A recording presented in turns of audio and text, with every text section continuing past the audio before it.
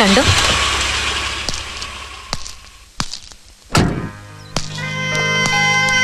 സുഹൃത്തായിക്ക് guest ഉണ്ടല്ലോ. അവളെന്നെ പേഴ്സണലായിട്ട് കല്യാണം വിളിക്കാൻ വന്നതാ. അത് ശരി, നമ്മളെ ഒന്നും ക്ഷണിക്കുന്നില്ല. നമ്മളെന്ന് പറഞ്ഞ വേറെ ആരെയും കാണുന്നില്ലല്ലോ.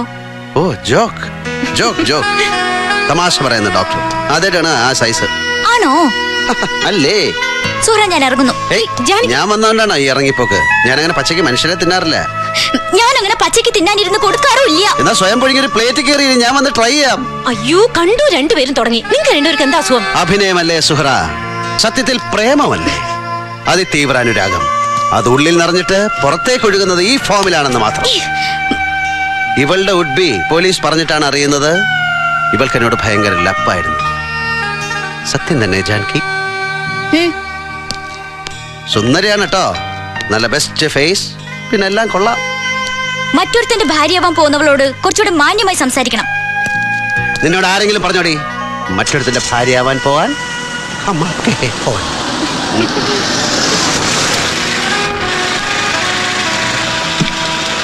ശ്രീനിവാസനോട് അവളങ്ങനെ പറഞ്ഞെങ്കിൽ അത് സത്യമാണ്. ഭയങ്കര ഇഷ്ടമായിരുന്നു. അവൾക്ക് സങ്കടം ഉണ്ടാവും. സത്യത്തിൽ നിങ്ങളായിരുന്നു തമ്മിൽ ചേരേണ്ടത്. എന്തിന്?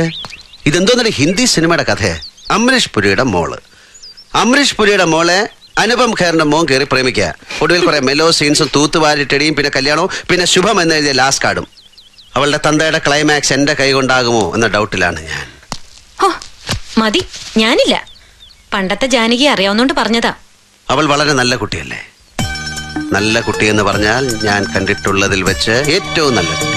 ഇഷ്ടാണോ സത്യായിട്ട്? പിന്നെ ചില ഇഷ്ടങ്ങൾ അങ്ങനെ ഹൃദയത്തിന്റെ നെല്ലിപ്പടിക്കടി. നെല്ലിപ്പടി, നെല്ലിക്കോട് ഭാസ്കരനല്ല,